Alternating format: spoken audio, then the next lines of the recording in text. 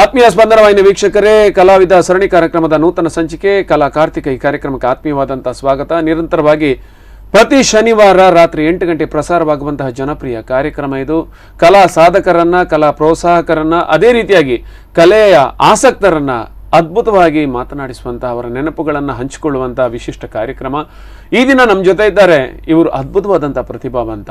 ಇವರು ಉತ್ತಮ ರಂಗನಟರು, ಭರತನಾಟ್ಯ ಕಲಾವಿದರು, ಯಕ್ಷಗಾನ ಕಲಾವಿದರು, ಜೊತೆಗೆ ಉತ್ತಮ ಛಾಯಾಗ್ರಾಹಕರು, ಅನೇಕ ಪ್ರಶಸ್ತಿಗಳನ್ನು ಪಡೆದವರು. ನಿರಂತರವಾಗಿ ಕಲಾ ಚಟುವಟಿಕೆಗಳಲ್ಲಿ ತನ್ನನ್ನು ತೊಡಗಿಸಿಕೊಳ್ತಾ ಅನೇಕ ಪ್ರಯೋಗಗಳಿಗೆ ಸಾಕ್ಷಿಯಾದಂತಹ ಉಡುಪಿ ಜಿಲ್ಲೆಯ ಅದ್ಭುತ ಪ್ರತಿಭೆ ಕಾರ್ತಿಕ್ ಪ್ರಭು ಅವರನ್ನ ಆತ್ಮೀಯ ಕಾರ್ಯಕ್ರಮಕ್ಕೆ ಸ್ವಾಗತಿಸಿಕೊಳ್ತಾ ಇದ್ದೇನೆ. ಆತ್ಮೀಯ ಸ್ಪಂದನ ವಾಹಿನಿಯ ವೀಕ್ಷಕರೇ, ಕಲಾವಿದ ಸರಣಿ ಕಾರ್ಯಕ್ರಮದ ನೂತನ ಸಂಚಿಕೆ ಕಲಾ ಕಾರ್ತಿಕ ಕಾರ್ಯಕ್ರಮಕ್ಕೆ ಸ್ವಾಗತ. ನಮ್ಮ ಜೊತೆಗಿದ್ದಾರೆ ಈಗಾಗಲೇ ಹೇಳಿದ ಹಾಗೆ ಅದ್ಭುತವಾದಂಥ ಪ್ರತಿಭಾವಂತ ಕಲಾವಿದರು, ಛಾಯಾಗ್ರಾಹಕರು, ಭರತನಾಟ್ಯ ಪಟು, ಹೀಗೆ ಹಲವು ಕಲಾ ಪ್ರಾಕಾರಗಳಲ್ಲಿ ತನ್ನನ್ನು ತೊಡಗಿಸಿಕೊಂಡಿರುವಂತಹ ಕಾರ್ತಿಕ್ ಪ್ರಭು ಅವರನ್ನ ಆತ್ಮೀಯ ಕಾರ್ಯಕ್ರಮಕ್ಕೆ ಸ್ವಾಗತಿಸಿಕೊಳ್ತಾ ಇದ್ದೇನೆ.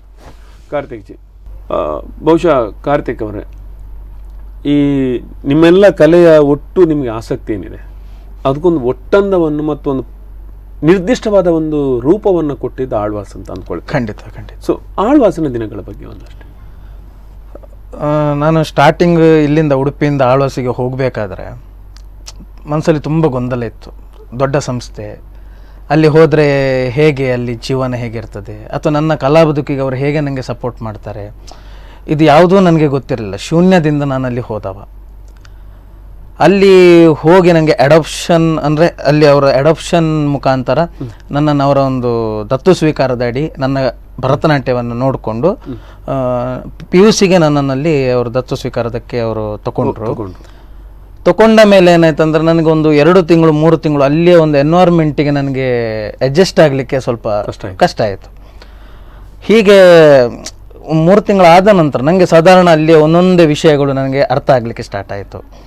ಅಂದರೆ ಇಲ್ಲಿ ನಾನು ಹೇಗಿರಬೇಕು, ಇಲ್ಲಿ ನಾನು ಹೇಗಿದ್ರೆ ವಾತಾವರಣ ಹೇಗೆ, ಅದೇ ನಾನು ಹೇಗೆ ಅದನ್ನು ಬಳಸ್ಕೋಬೇಕು ಅನ್ನುವಂಥದ್ದೊಂದು ನನಗೆ 3 ತಿಂಗಳಲ್ಲಿ ಗೊತ್ತಾಯಿತು. ಆಮೇಲೆ ನಾನೇನು ಮಾಡಿದೆ ಅಂದರೆ ಅಲ್ಲಿ ಬೇರೆ ಬೇರೆ ರೀತಿಯ ಕಲಾ ಪ್ರಕಾರಗಳು ನನಗೆ ಕಣ್ಣಿಗೆ ಕಾಣಲಿಕ್ಕೆ ಸಿಗ್ತಿತ್ತು. ದಿನ ಸಂಜೆ ಆದರೆ ಒಂದು ಬದಿಯಲ್ಲಿ ಯಕ್ಷಗಾನ, ಇನ್ನೊಂದು ಬದಿಯಲ್ಲಿ ಭರತನಾಟ್ಯ, ಇನ್ನೊಂದು ಬದಿಯಲ್ಲಿ ನಾಟಕ. ಹೀಗೆ ನಮಗೆ ಯಾವುದಕ್ಕೆ ನನಗೆ ಆಸಕ್ತಿಯನ್ನಿದ್ದೇನೆ, ನನಗೆ ಅದೊಂದು ಒಳ್ಳೆ ವೇದಿಕೆ ಅಂತ ನನಗೆ ಕಲೀಲಿಕ್ಕೆ ಒಂದು ಅವಕಾಶ ಸಿಗ್ತದಂತ ನಾನು ಅಲ್ಲಿ 3 ತಿಂಗಳ ನಂತರ ನನಗೆ ಅದು ಅರ್ಥ ಆಗ್ತಾ ಬಂತು. ಅದರ ನಂತರ ನಾನೇನು ಮಾಡಿದೆ, ನನಗೆ ಅಡಾಪ್ಷನ್ ಸಿಕ್ಕಿದ್ದು ಭರತನಾಟ್ಯದಲ್ಲಿ ಇರ್ಬೋದು. ಅದರಲ್ಲಿ ಭರತನಾಟ್ಯಕ್ಕೆ ಮಾತ್ರ ಸೀಮಿತವಾಗಿ ನಾನು ಅಲ್ಲಿರಲಿಲ್ಲ.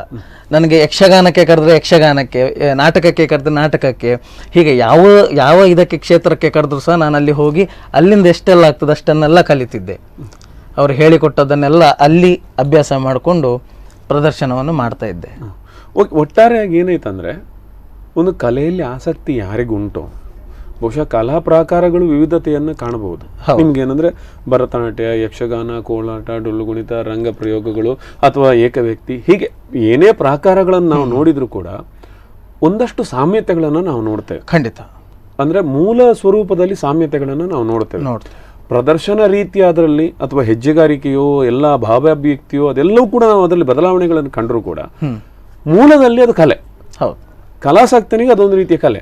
ನಮಗೇನಾಗ್ತದೆ, ಕಲಿಯುವನಿಗೆ ಅದೊಂದು ಪಠ್ಯ. ನೀವು ಮೊದಲಾಗಿ ಭರತನಾಟ್ಯವನ್ನು ಕಲಿತಾ ಇದ್ದೀರಿ. ಅಲ್ಲಿಗೆ ಹೋದಾಗ ಭರತನಾಟ್ಯದಲ್ಲಿ ಏನು ಹೆಜ್ಜೆಗಾರಿಕೆಗಳಿವೆ, ಅಭಿನಯಗಳಿವೆ, ಅಥವಾ ಇನ್ಯಾವುದು ಆಹಾರ್ಯಗಳಿವೆ, ಇವೆಲ್ಲವನ್ನು ಕೂಡ ನೀವು ಯಕ್ಷಗಾನದಲ್ಲೂ ಕೂಡ ನೋಡ್ತೇವೆ. ನೀವು ಹಾಗಾದ್ರೆ ಅಚಾನಕ್ ಆಗಿ ನೀವು ಮತ್ತೆ ಯಕ್ಷಗಾನವನ್ನಾಗ್ಲಿ ಬೇರೆ ರಂಗ ಪ್ರಯೋಗಗಳನ್ನಾಗ್ಲಿ ಅಲ್ಲಿ ಒಗ್ಗೂಡಿಸಿಕೊಂಡ್ರಿ ಅಂತ ಅನ್ನಿಸ್ತದೆ. ಹೌದೌದು, ಖಂಡಿತ. ಪ್ರತಿಯೊಂದು ಅಲ್ಲಿ ತರಬೇತಿ ಕ್ರಮ ಹೇಗಿತ್ತು ಅಂತ. ಈಗ ಯಕ್ಷಗಾನಕ್ಕೆ ಅಂತ ಹೋದ ಕೂಡಲೇ ಅವನಿಗೆ ಎಷ್ಟೇ ಗೊತ್ತಿರಲಿ ಅಥವಾ ಏನು ಗೊತ್ತಿಲ್ಲದೆ ಇರಲಿ, ಮೂಲ ಪಾಠದಿಂದವೇ ಅಭ್ಯಾಸ ಆಗ್ತಾ ಹೋಗ್ತದೆ. ಈಗ ನಾನೊಂದು ಇಲ್ಲಿ ಇಷ್ಟು ಕಲ್ತು ಹೋಗಿದ್ದೆ, ಅಲ್ಲಿ ಹೋದ್ಮೇಲೆ ಅವರ ಮೂಲ ಪಾಠ ಏನುಂಟು ಅದು ನಮಗೆ ಹೇಳಿ ಕೊಟ್ಟಾಗ ನಮ್ಮಲ್ಲಿ ನನ್ನ ಇದು ಮಿಸ್ಟೇಕ್ ಇತ್ತು, ನನ್ನ ಇದು ತಪ್ಪುಗಳನ್ನು ನಾವು ತಿದ್ದುಕೊಳ್ತಾ ಅದರೊಟ್ಟಿಗೆ ಅವರ ಒಂದು ಹೊಸ ಪಾಠಗಳನ್ನು ನಾವು ಕಲಿತಾನೆ ಅಲ್ಲಿ ಇದಕ್ಕೆ ಎನ್ವೈರ್ಮೆಂಟಿಗೆ ನಾವು ಒಗ್ಗೂಡ್ಲಿಕ್ಕೆ ಆಗ್ತದೆ ಅಂತ ಹೇಳ್ಬೋದು. ಓಕೆ, ಅಲ್ಲಿ ಯಾವ್ಯಾವ ಪ್ರಕಾರಗಳು ನಿಮ್ಮನ್ನು ನೀವು ತೊಡಗಿಸ್ಕೊಂಡ್ರಿ? ನಾನು ಹೋದದ್ದು ಭರತನಾಟ್ಯಕ್ಕಂತ ಹೋದದ್ದು. ಅಲ್ಲಿ ಹೋದ ನಂತರ ನನಗೆ ಯಕ್ಷಗಾನದಲ್ಲಿ ಅವಕಾಶ ಸಿಕ್ಕಿತ್ತು. ಯಕ್ಷಗಾನ ಒಂದು 2 ವರ್ಷ ಯಕ್ಷಗಾನದಲ್ಲಿ ನಾನು ಅಭ್ಯಾಸವನ್ನೇ ಮಾಡ್ತಿದ್ದೆ, ಬೇರೆ ಯಾವುದಕ್ಕೂ ಹೋಗಲಿಲ್ಲ. ಮತ್ತು ಭರತನಾಟ್ಯಕ್ಕೆ ಕರೆದ ಕೂಡಲೇ ಭರತನಾಟ್ಯಕ್ಕೆ ಹೋಗಲಿಲ್ಲ ಅಂತಲ್ಲ, ಹೋಗ್ತಿದ್ದೆ.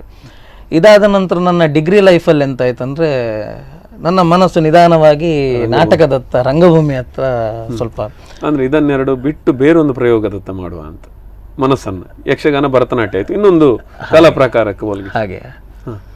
ಅದೇ ಯಕ್ಷಗಾನ 2 ವರ್ಷ ನಾನು ಸತತವಾಗಿ ಅಲ್ಲಿ ಅಭ್ಯಾಸ ಮಾಡಿ ನಮಗೊಂದು ಸಾಧಾರಣ 400-500ಕ್ಕಿಂತ ಅಧಿಕ ವೇದಿಕೆಯಲ್ಲಿ ನನಗೆ ಪ್ರದರ್ಶನ ಮಾಡಲಿಕ್ಕೆ ಅಲ್ಲಿ ಅವಕಾಶ ಸಿಕ್ಕಿತ್ತು. ಓಕೆ. ಅದು ಖಾಲಿ ಅದು ಮಾತ್ರ ಅಲ್ಲ, ಸಾಧಾರಣ ನಾನು ಕಲಿತ ಎಲ್ಲ ವಿದ್ಯೆಗಳನ್ನು ಸೇರಿಸಿ ನಾ ಹೇಳಿದ್ದು. ಅವೆಲ್ಲನ್ನು ಸೇರಿಸಿ ಒಂದು 500, ಒಟ್ಟು 500 ಪ್ರದರ್ಶನಗಳನ್ನು, ವೇದಿಕೆಗಳನ್ನು ನಾನು ಹಂಚಿಕೊಂಡಿದ್ದೆ. ಹೌದು. ಈಗ ನಾನು ಹೇಳ್ತಾ ಇರೋದೇನೆಂದರೆ, ಒಂದಷ್ಟು ಕಾಲ ನಾನು ಆವಾಗಲೇ ಹೇಳಿದೆ, ಒಂದೊಮ್ಮೆ ನಾವು ತಿರುಗಿ ನೋಡಬೇಕು ಅಂತ. ಯಾಕಂದರೆ ನಮಗೆ ಕಾರ್ತಿಕ್ ಪ್ರಭು ಒಬ್ಬ ಭರತನಾಟ್ಯ ಕಲಾವಿದರಾಗಿ, ಒಬ್ಬ ಯಕ್ಷಗಾನ ಕಲಾವಿದರಾಗಿ, ಅಥವಾ ಅದನ್ನು ನಿರ್ದೇಶನ ಮಾಡುವವರಾಗಿ ನಮಗೆ ಗೊತ್ತಿದೆ. ಆದರೆ ಈ ಎಲ್ಲ ಕಲಾಸಕ್ತಿಯ ಹಿಂದೆ ನಮ್ಮ ಮೂಲ ಪಾಠ ಅಂತ ಇರ್ತದೆ. ಅದು ನಮ್ಮ ಮನೆಯ ವಾತಾವರಣ, ನಮ್ಮ ಅಜ್ಜ, ಅದು ಯಾರಿರ್ಬೋದು. ಇದು ಹೇಗಿತ್ತು ನಿಮಗೆ ಬಾಲ್ಯದಲ್ಲಿ? ಎಲ್ಲಿ ನೀವು ಆರಂಭ ಮಾಡಿದ್ರಿ? ಬಾಲ್ಯದಲ್ಲಿ ಅಂದರೆ ನಾನು 1ನೇ ಕ್ಲಾಸಿಗೆ ಹೋಗ್ತಿರ್ಬೇಕಾದ್ರೆ ನನ್ನ ಅಜ್ಜ ಅವರ ಒಂದು ಉಮೇದಿನಲ್ಲಿ ನನ್ನನ್ನು ಹೋಗಿ ಒಂದು ಭರತನಾಟ್ಯ ಕ್ಲಾಸಿಗೆ ಸೇರಿಸಿ ಬಂದಿದ್ರು. ಎಲ್ಲಿ ಅದು ಕೊಳಲಗಿರಿ ಹತ್ರ. ಓಕೆ. ಅಂದರೆ ಇರಲಿ, ಇವನೊಂದು ಕಲಿಬೇಕು ಅಂದರೆ ಅವರು ಕೂಡ ಕಲಾಸಕ್ತರೆ, ಕಲಾ ಪೋಷಕರು. ಎಂಥದೇ ಒಂದು ನಮ್ಮ ಊರಿನಲ್ಲಿ ಯಕ್ಷಗಾನ ಆದರೆ ಅಥವಾ ಯಾವುದೇ ಒಂದು ಕಲಾ ಪ್ರಕಾರದ್ದು ಏನಾದರೂ ಒಂದು ಆಗ್ತದಂತಾದರೆ ಅದಕ್ಕೊಂದು ಕೊಡುಕೈ ದಾನಿಯಾಗಿ ಸಹ ಅವರು ಮುಂದೆ ಇದ್ದರು. ಹಾಗಾಗಿ ನಮ್ಮ ಮನೆಯಿಂದ ನೀನಾದರೂ ಒಂದು ಕಲಾವಿದನ ಕಲಾಕ್ಷೇತ್ರದಲ್ಲಿ ನೀನು ಮುಂದೆ ಬರಬೇಕಂತ ಹೇಳಿ ಅವರ ಒಂದು ಆಸಕ್ತಿಯ ಮೇಲೆಗೆ ನನ್ನನ್ನು ಹೋಗಿ ಸೇರಿಸಿದ್ರು. ಬಟ್ ಆ ಟೈಮಲ್ಲಿ ನನಗೆ ಅದರಲ್ಲಿ ಇಂಟ್ರೆಸ್ಟ್ ಇತ್ತ ಇಲ್ಲೋ ನನಗೆ ಗೊತ್ತಿಲ್ಲ. ಬರ್ತಾ ಬರ್ತಾ ಒಂದೊಂದು ಹೊಸ ರೀತಿದ್ದು ಕಲೆಯನ್ನು ನಾನು ನೋಡಿಕೊಂಡು ಅದನ್ನು ಮತ್ತೆ ನಾನು ಈ ಥರ ಆಗಬೇಕು, ನಾನು ಇಂಥ ಒಬ್ಬ ಕಲಾವಿದನ ಆಗಬೇಕು ಅಂತ ಹೇಳಿ ನನ್ನ ಮನಸ್ಸಿನಲ್ಲೇ ಮೂಡ್ತಾ ಬಂತು.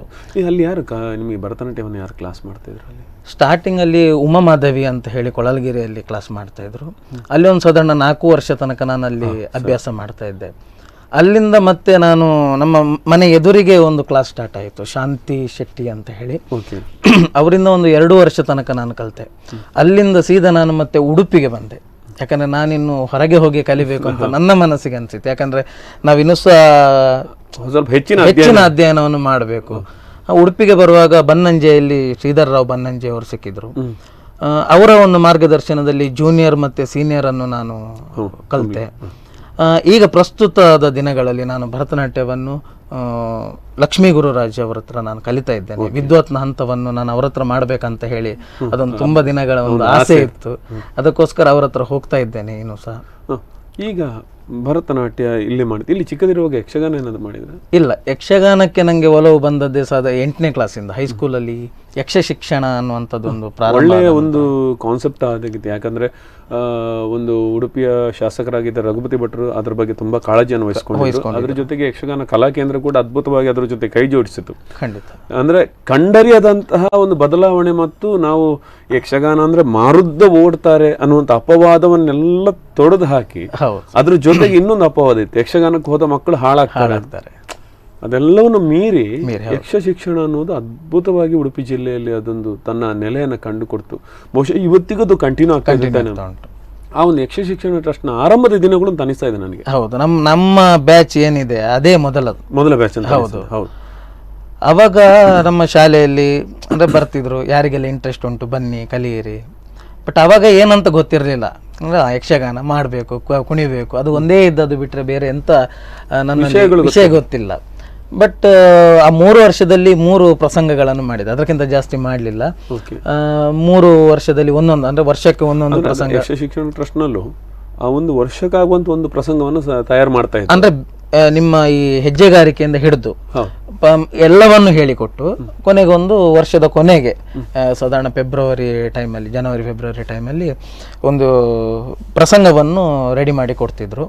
ಹೌದು, ಅದು ಒಂದ ಕೃಷ್ಣ ಮಠದಲ್ಲಿ ಇರ್ತಿತ್ತು, ಬ್ರಹ್ಮಾವರದಲ್ಲಿ, ಅದರಲ್ಲಿ ರೋಟರಿ ಭವನದಲ್ಲಿ ಕಾಂಪಿಟೇಷನ್ ಕೂಡ ಮಾಡ್ತಾ ಇದ್ರು ಅಂತ ಅನಿಸ್ತಾ ಇದೆ. ಕಾಂಪಿಟೇಷನ್ ನೆಕ್ಸ್ಟ್ ಮಾಡ್ತಾ, ನಮ್ಮ ಇರುವಾಗ ಇರಲಿಲ್ಲ, ಖಾಲಿ ಪ್ರದರ್ಶನ ಅಂತ ಹೇಳಿ ಸೀಮಿತ ಮಾಡ್ತಾ ಇದ್ರು ನಾವಿರುವಾಗ.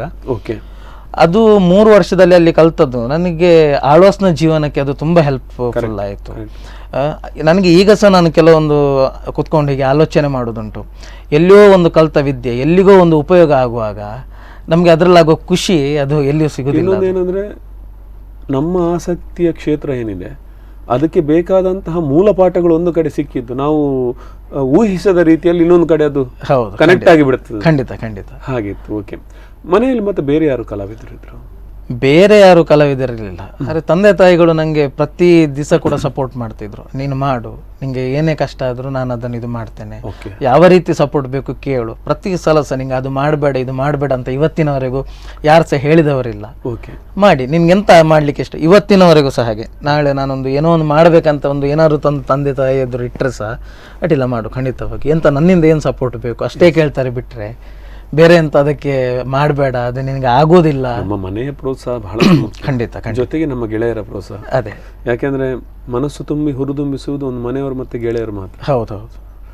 ಆಮೇಲೆ ನೀವೊಂದು ಪ್ರದರ್ಶನವನ್ನು ಕೊಟ್ಟಾದ ಮೇಲೆ ನಿಮ್ಮ ಪ್ರೌಢಿಮೆಯನ್ನು ನೋಡಿಯೋ ಮತ್ತೆ ನಿಮ್ಮ ಪಾಂಡಿತ್ಯವನ್ನು ಗಮನಿಸಿಯೋ ತುಂಬ ಜನ ನಿಮಗೆ ಹಾರೈಸಬಹುದು. ಬಟ್ ನಮ್ಮ ಹೋಗುವ ಹೆಜ್ಜೆಯಲ್ಲಿ ನಮಗೆ ಇರುವುದು ಈ ಒಂದು ವಾತಾವರಣ, ಮನೆಯ ವಾತಾವರಣ.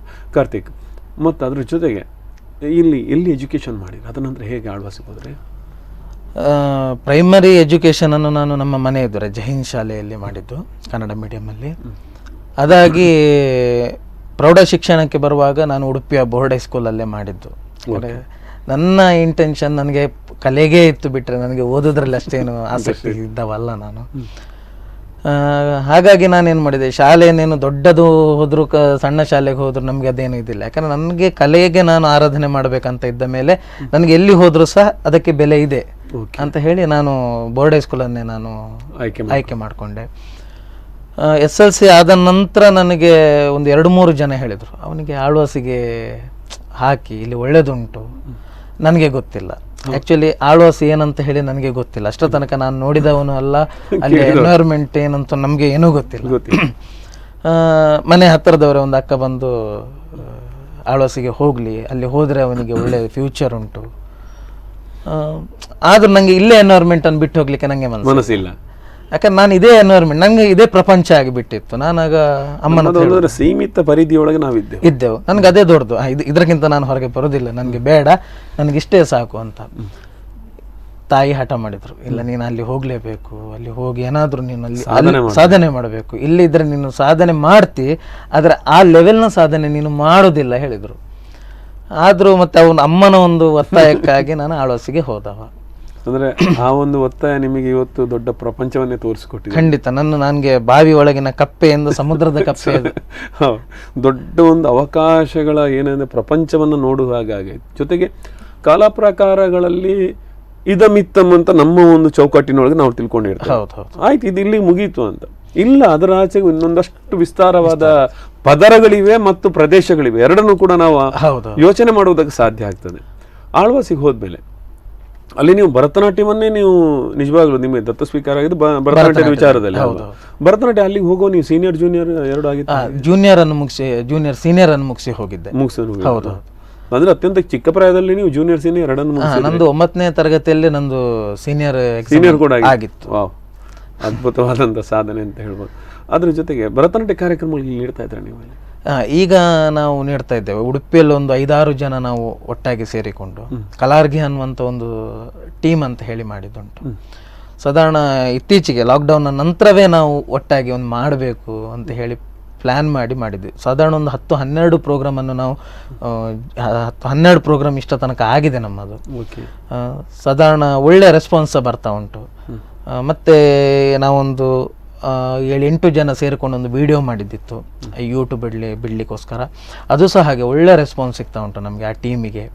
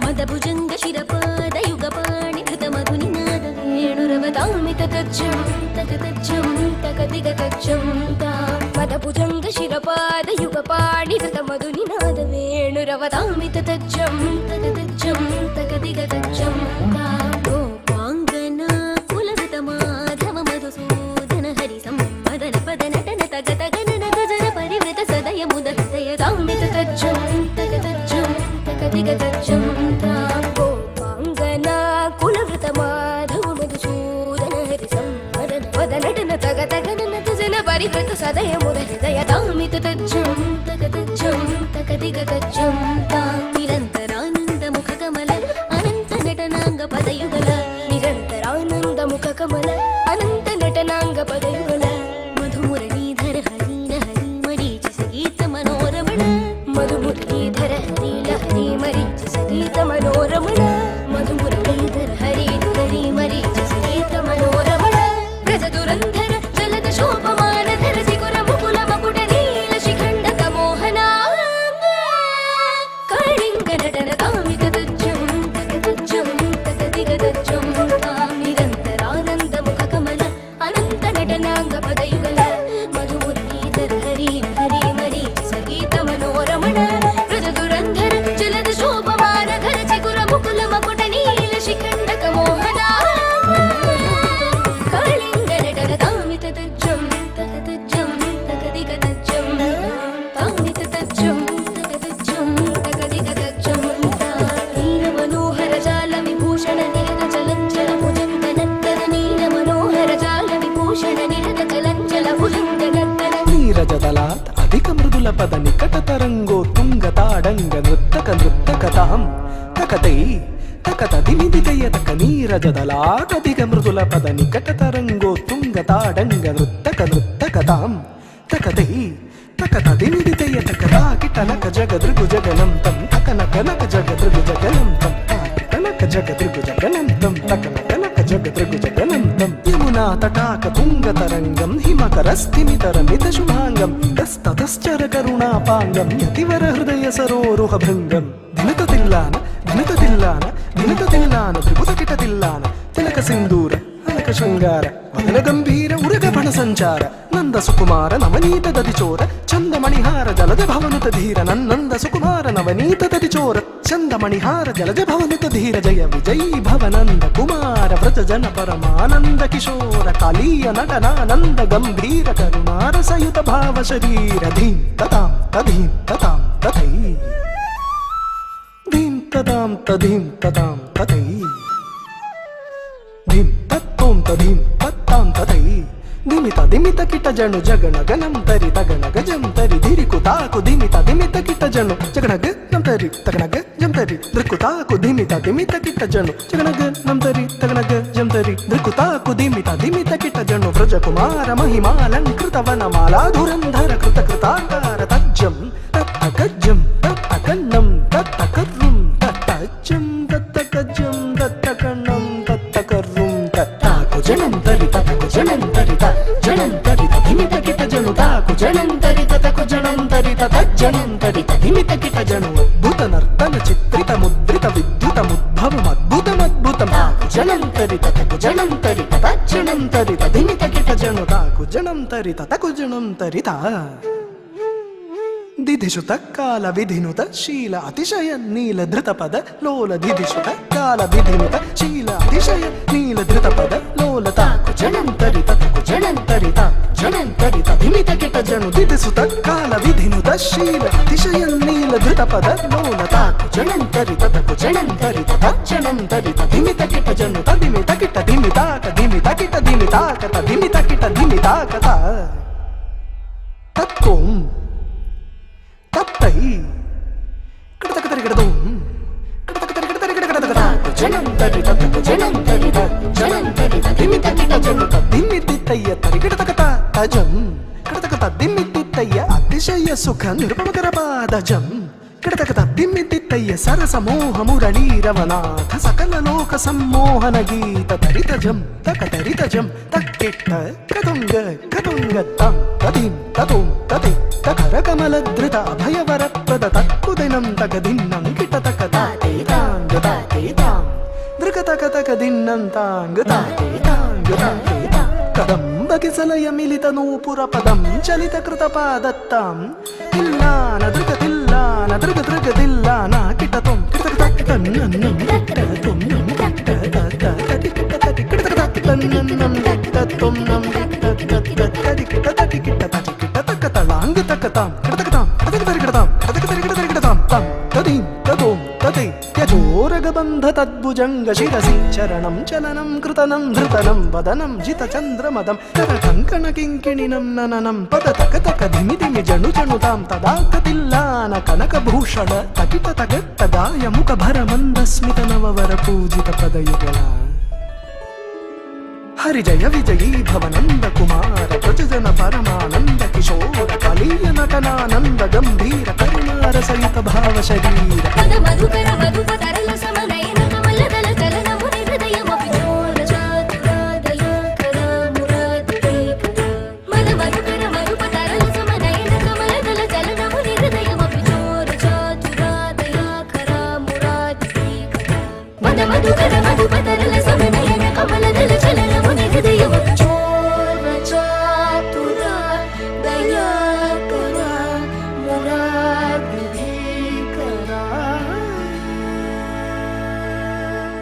ಬಹುಶಃ ನಾನು ತುಂಬ ವೈರಲ್ ಆಗಿದ್ದ ಒಂದು 2-3 ಡ್ಯಾನ್ಸ್ಗಳನ್ನು ನೋಡಿದೆ ನಾನು ಇತ್ತೀಚೆಗೆ. ಹೌದು, ಅದ್ಭುತವಾಗಿ, ಅಂದ್ರೆ ನಮ್ಮ ಕರಾವಳಿ ಉದ್ದಗಲಕ್ಕೂ ಅದರ ಬಗ್ಗೆ ತುಂಬಾ ರೆಸ್ಪಾನ್ಸ್ ಒಳ್ಳೆ ಬಂದಿತ್ತು. ಓಕೆ, ಕಲಾವಿದ ಕಾರ್ಯಕ್ರಮ ಮುಂದುವರಿತೆ ಸಣ್ಣ ವಿರಾಮದ ಬಳಿಕ.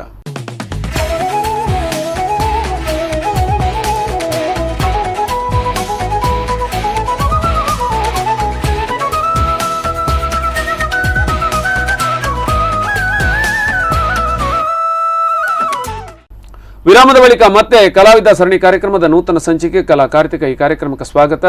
ಇವತ್ತು ನಮ್ಮ ಜೊತೆ ಇದ್ದಾರೆ ಅದ್ಭುತ ಕಲಾವಿದರು, ರಂಗಭೂಮಿಯ ನಟ, ಯಕ್ಷಗಾನ ಕಲಾವಿದ, ಭರತನಾಟ್ಯ ಪಟು ಹಾಗೆ ಉತ್ತಮ ಛಾಯಾಗ್ರಾಹಕ ಶ್ರೀ ಕಾರ್ತಿಕ್ ಪ್ರಭು ಅವರನ್ನ ಮತ್ತೊಮ್ಮೆ ಕಾರ್ಯಕ್ರಮಕ್ಕೆ ಸ್ವಾಗತಿಸಿಕೊಡ್ತಾ ಇದ್ದೇನೆ.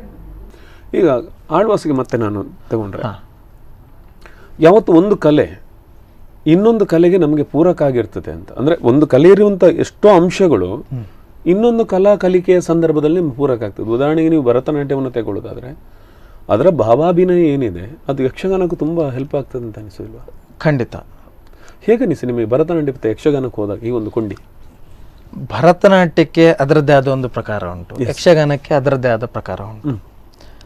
ನಾವು ಭರತನಾಟ್ಯದಿಂದ ಯಾವುದನ್ನು ಸಹ ಯಕ್ಷಗಾನಕ್ಕೆ ಹಾಕ್ಬೋದು, ಯಕ್ಷಗಾನವನ್ನು ಯಾವುದನ್ನು ಸಹ ಭರತನಾಟ್ಯಕ್ಕೆ ಹಾಕ್ಬೋದು. ಯಾಕಂದ್ರೆ ಅಭಿನಯದಲ್ಲಿ ಸಾಮ್ಯತೆ ಉಂಟು.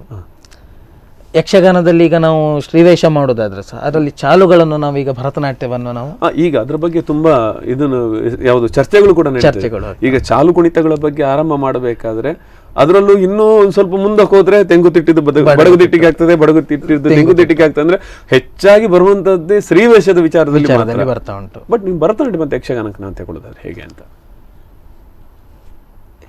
ಹೆಜ್ಜೆಗಾರಿಕೆಯಲ್ಲಿ ಸ್ವಲ್ಪ ವ್ಯತ್ಯಾಸ ಇರ್ಬೋದು. ಎಸ್, ಅಂದರೆ ಭರತನಾಟ್ಯದಲ್ಲಿ ಅದು ಶಾಸ್ತ್ರೀಯವಾಗಿ ಮುಂಚೆ ನಮಗೆ ಮನ್ನಣೆ ಸಿಕ್ಕಿದೆ. ಆದರೆ ಯಕ್ಷಗಾನಕ್ಕೆ ಶಾಸ್ತ್ರೀಯ ಮನ್ನಣೆ ಸಿಗಲಿಲ್ಲದಿದ್ದರೂ ಅದಕ್ಕೆ ಶಾಸ್ತ್ರೀಯ ಕಲೆ ಅಂತ ಹೇಳುವಷ್ಟು ತಾಕತ್ತುಂಟು ಅದಕ್ಕೆ. ಯಾಕಂದರೆ ಅದರಲ್ಲಿರುವ ಭಾಗವತಿಗೆ ಆಗಿರ್ಬೋದು, ಅದರಲ್ಲಿರುವ ತಾಳಗಳಿರ್ಬೋದು, ಅದು ವಿಭಿನ್ನವಾಗಿದೆ. ಹೌದು. ಈಗ ನೀವು ಹಾಗಾದರೆ ತ್ರಿವುಡ ತಾಳ ಏಕತಾಳಗಳಿಗೆ ಜಾಸ್ತಿಯಾಗಿ ಭರತನಾಟ್ಯದ ಹೆಜ್ಜೆಗಳನ್ನು ಬಳಸ್ತಾರಾ ಹೇಗೆ ಅಂತ? ಅಂದರೆ ಯಕ್ಷಗಾನದಲ್ಲಿ ಹಾಂ, ಶ್ರೀವೇಷಕ್ಕೆ ನಾವು ಚಾಲು ಕುಣಿತಗಳು ಬರುವಾಗ ತ್ರಿವುಡ ಅಥವಾ ನೀವು ಏಕತಾಳದಲ್ಲಿ ಮಾಡುವಾಗ. ಹೌದು, ಅಂದರೆ ಏನಾಗಿದೆ ಅಂದರೆ ಕಲಾವಿದರ ಒಂದು ಸ್ವಂತಿಗೆಗೆ ಬಿಟ್ಟದ್ದು. ಈಗ ನನ್ನ ಪ್ರಕಾರ ನಾನು ನೋಡೋದಾದ್ರೆ ಭರತನಾಟ್ಯಕ್ಕೆ ಭರತನಾಟ್ಯವನ್ನು, ಯಕ್ಷಗಾನಕ್ಕೆ ಯಕ್ಷಗಾನದ ಹೆಜ್ಜೆಗಾರಿಕೆಯನ್ನೇ ಹಾಕ್ಬೇಕಂತ ನಾನು ಹೇಳೋದು. ಮೂಲವನ್ನು ಉಳಿಸ್ಕೊಳ್ಬೇಕು ಅಂತ. ಅದರ ಬುಡಕಟ್ಟೆ ಅಂತ ಉಂಟು, ಅದರ ಮೂಲತೆ ಎಂತ ಉಂಟು, ಅದನ್ನು ಉಳಿಸ್ಬೇಕಂತ ನಾನು ಹೇಳೋದು. ಆದರೆ ಎಂತ ಆಗ್ತಾ ಉಂಟಂದ್ರೆ ಈಗಿನ ಜನರ ಅಪ್ಡೇಟಿಗೋಸ್ಕರ ಇವ್ರೇನ್ ಮಾಡ್ತಿದ್ದಾರೆ ಅಂದ್ರೆ ಕಲೆಯನ್ನು ಸಹ ಅಪ್ಡೇಟ್ ಮಾಡ್ಲಿಕ್ಕೆ ಹೋಗ್ತಾ ಇದ್ದಾರೆ, ಮೂಲವನ್ನು ಚೌಕಟ್ಟನ್ನು ಬಿಟ್ಟು ಮುಂದೆ ಹೋಗ್ತಾ ಇದ್ದಾರೆ. ಕೆಲವರಿಗೆ ತಾಳ ಒಂದು ಚಾಲು ಅಂದ್ರೆ ಅದು ಇಷ್ಟೇ ಚೌಕಟ್ಟಿನ ಒಳಗೆ ಇರ್ಬೇಕಂತ ಇರ್ತದೆ. ಬಟ್ ಇವರಿಗೆ ಜನರ ವಿಸಿಲಿಗೋಸ್ಕರ ಇವರು 8-10 ಸುತ್ತುಗಳನ್ನು ಹೊಡಿತಾರೆ. ಅಲ್ಲ, ಚೌಕಟ್ಟಿಗಿಂತ ಜಾಸ್ತಿ ಹೋಗ್ತಾರೆ. ಅವಾಗ ಏನಾಗ್ತದಂದ್ರೆ ಮೂಲ ನೆಲೆ ಕಳ್ಕೊಳ್ತದೆ. ಈಗ ನಾಳೆ ನಾನು ಇನ್ನೊಬ್ನಿಗೆ ಯಕ್ಷಗಾನದ ಮೂಲ ಎಂತ ಹೇಳಬೇಕಾದ್ರೆ ನನಗೆ ಗೊತ್ತಿರೋದಿಲ್ಲ, ಯಾಕಂದ್ರೆ ಇದ ಅಂತ ನಮ್ಮಲ್ಲಿ ಕನ್ಫ್ಯೂಷನ್. ಈಗ ನಮ್ಮ ಹಿರಿಯರು ಏನ್ ಮಾಡಿದ್ದಾರೆ, ಈಗ ಅವ್ರ ಹತ್ರ ಹೋಗಿ ಕೇಳಿದ್ರೆ ಅವ್ರು ಹೇಳ್ತಾರೆ ಇಲ್ಲ ಮೂಲ ನೆಲೆ ಇದ ಅಂತ ಹೇಳ್ತಾರೆ. ಅವ್ರು ಪರ್ಟಿಕ್ಯುಲರ್ ಆಗಿ ಏನಂದ್ರೆ ಇದೇ 6ನೇ ಹೆಜ್ಜೆಗೆ ನೀನ್ ದಸ್ತು ಹೊಡಿಬೇಕು, ನೀನ್ ಇಲ್ಲಿಂದ ಘಾತ ಪೆಟ್ಟಿಟ್ಕೊಳ್ಬೇಕು, ಇಷ್ಟಿಗೆ ದಿಂಗಡ್ ಹೊಡಿಬೇಕು, ಆಮೇಲೆ ನೀನ್ ಮತ್ತಿನ ಯಾವುದು ಪ್ರಕಾರ ಮುಕ್ತಾಯಕ್ಕೆ ನೀನು ಇಷ್ಟಕ್ಕೆ ನಿಲ್ಲಿಸಬೇಕು.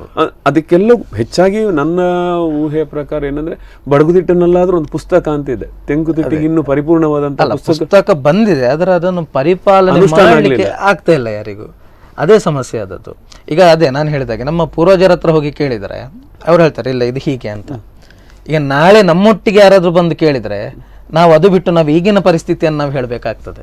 ಯಾಕೆ ಈಗಿನವ್ರು ನೋಡಿರೋದು ಅದನ್ನೇ. ಯಾಕಂದ್ರೆ ಅವರು ಅದನ್ನು ಹಿಂದಿದ್ದನ್ನು ಒಪ್ಲಿಕ್ಕೆ ಅವರು ರೆಡಿ ಇರೋದಿಲ್ಲ. ಅಲ್ಲ, ನಾನು ಇತ್ತೀಚೆಗೆ ಅಂದ್ರೆ ತುಂಬಾ ವರ್ಷಗಳ ಹಿಂದಿನ ಒಂದು ಕಮ್ಮಟದ ನೆನಪನ್ನು ನಾನು ಹೇಳ್ಕೊಳ್ತೇನೆ. ಯಾಕಂದ್ರೆ ಅಲ್ಲೂ ಇದೇ ಪ್ರಸಂಗ ಬಂದಿತ್ತು. ಏನಂದ್ರೆ ಒಬ್ಬ ಕಲಾವಿದ ಇನ್ನೊಬ್ಬ ಕಲಾವಿದ ಕಲಿತಂತ ಗುರುಗಳು ಬೇರೆ, ಅವು ಕಲಿತಂತ ಹೆಜ್ಜೆಗಾರಿಕೆ ಬೇರೆ. ಆದ್ರಿಂದ ಅದೆಲ್ಲವನ್ನು ಸಾಮ್ಯತ ಮಾಡಿ ಅಥವಾ ಸಮ್ಮಿಲನವನ್ನು ಮಾಡಿಕೊಳ್ಳಿಕ್ಕೆ ನಮ್ಮೊಳಗೆ ಸ್ವಲ್ಪ ಕಷ್ಟ ಆಗ್ತಾ ಇದೆ ಅಂತ. ಭರತನಾಟ್ಯದಲ್ಲೂ ಒಂದು ತುಂಬಾ ರೀತಿಯ ಕ್ಷೇತ್ರಗಳೆಲ್ಲ ಉಂಟು. ಯಕ್ಷಗಾನದಲ್ಲಿ ಸಹ ಹಾಗೆ ಒಂದೊಂದು ಗುರುವಿನ ಹೆಸರಿಟ್ಕೊಂಡು ಆ ಕ್ಷೇತ್ರವನ್ನಂತ ಹೇಳಿ ಮಾಡ್ತಾ ಇದ್ದಾರೆ. ಬಟ್ ಅದ ಮೂಲ ಏನಂತ ನೋಡ್ಲಿಕ್ಕೆ ಹೋದ್ರೆ ಅದು ಗೊಂದಲ ಆಗ್ತಾ ಹೋಗ್ತದೆ. ಹಾಗೆ ನಮ್ಗೆ ಈಗ ನಾವೇನ್ ಮಾಡ್ತಾ ಇದ್ದಾರೆ ಅಂದ್ರೆ ಈಗ ನಮ್ಗೆ ಯಾರು ಹೇಳಿ ಕೊಡ್ತಾರೆ ಅವರಿಂದ ಒಂದಿಷ್ಟು ವಿದ್ಯೆ ಅಂತ ತಗೊಳ್ಳೋದು, ಇನ್ನು ಅದು ಬಿಟ್ಟು ಇನ್ನೊಂದು ಕಡೆ ಹೋದ ಕೂಡಲೇ ಅಲ್ಲಿ ಯಾರು ಹೇಗೆ ಹೇಳಿ ಕೊಡ್ತಾರೆ ಅದನ್ನ ತಗೊಳ್ಳೋದು. ಎಲ್ಲಿಂದ ನಮ್ಗೆ ತಗೊಳ್ಳಿಕ್ಕೆ ಆಗ್ತದೆ, ಎಲ್ಲಿ ಕಲೀಲಿಕ್ಕೆ ಆಗ್ತದೆ. ಮತ್ತೆ ನಿಮಗೆ ಒಂದು ಲಾಭ ಇದೆ. ಏನಂದ್ರೆ ಲಾಭ ಅಂದ್ರೆ ಆ ಥರ ಹೇಳ್ತಿರೋದು, ನೀವು ಭರತನಾಟ್ಯವನ್ನು ಕಲ್ತಿದ್ರಿ, ಯಕ್ಷಗಾನ ಕಲ್ತಿದ್ರಿ. ಆದರೆ ಭರತನಾಟ್ಯ ಮತ್ತು ಯಕ್ಷಗಾನ ಇವೆರಡರ ನಡುವಿನ ವ್ಯತ್ಯಾಸ ಏನು? ಹೆಜ್ಜೆಗಾರಿಕೆ ಇರ್ಬೋದು, ಆಹಾರ ಇರ್ಬೋದು, ಆಂಗಿಕೆ ಇರ್ಬೋದು, ವಾಚಿಕವಿರ್ಬೋದು. ಈಗ ಭರತನಾಟ್ಯಕ್ಕೆ ವಾಚಿಕ ಇಲ್ಲ ಅಂತ ಇಟ್ಕೊಳ್ಳೋ, ಬಟ್ ಇದರ ನೀವು ವಾಚಿಕ ವಿಭಾಗವನ್ನು ತೆಗೆದುಕೊಂಡ್ರು ಕೂಡ ನಿಮಗೆ ಅಲ್ಲಿಗಿಲ್ಲಿರುವ ವ್ಯತ್ಯಾಸ ಏನು ಸ್ಪಷ್ಟವಾಗಿ ನಿಮ್ಗೆ ಗೊತ್ತಿಲ್ಲ. ಖಂಡಿತ. ಆದ್ರಿಂದ ನಿಮಗೆ ಈ ಸಮಸ್ಯೆ ಬರ್ಲಿಕ್ಕಿಲ್ಲ ಅಂತ. ಯಾಕಂದ್ರೆ ಭರತನಾಟ್ಯವನ್ನು ಹೇಗೆ ಕಲ್ತಿದ್ರಿ, ಸೀನಿಯರ್ ಆಗಿದೆ, ಈ ಒಂದು ಪ್ರಕಾರದಲ್ಲಿ ಭರತನಾಟ್ಯದಲ್ಲಿ ಇಂಥದ್ದು ಹೆಜ್ಜೆಗಳು ಇದೇ ಪ್ರಕಾರದಲ್ಲಿ ಇರ್ತದೆ. ಯಕ್ಷಗಾನಕ್ಕೆ ಬಂದ್ರೆ ಯಕ್ಷಗಾನದಲ್ಲಿ ಇಂಥದ್ದು ಹೆಜ್ಜೆ, ಆದ್ರೆ ಮಿಕ್ಸ್ ಮಾಡಿದ್ರೆ ನಿಮಗೆ ಗೊತ್ತಾಗ್ತದೆ, ನಮ್ಗೆ ಗೊತ್ತಾಗ್ತದೆ. ಆದ್ರೆ ಈಗಿನವರಿಗೆ ಗೊತ್ತಾಗ್ಲಿಕ್ಕೆ ಕಷ್ಟ ಆಗ್ತದೆ. ಯಾಕಂದ್ರೆ ಅದೇ ಪ್ರತಿಯೊಬ್ಬರು ಈಗ ಮೇಳದಲ್ಲಿ ಸಹ ಹಾಗೆ ಮಾಡ್ತಾ ಇದ್ದಾರೆ, ಎಲ್ಲವನ್ನು ಮಿಕ್ಸ್ ಮಾಡಿ ಮಾಡ್ತಾ ಇದ್ದಾರೆ.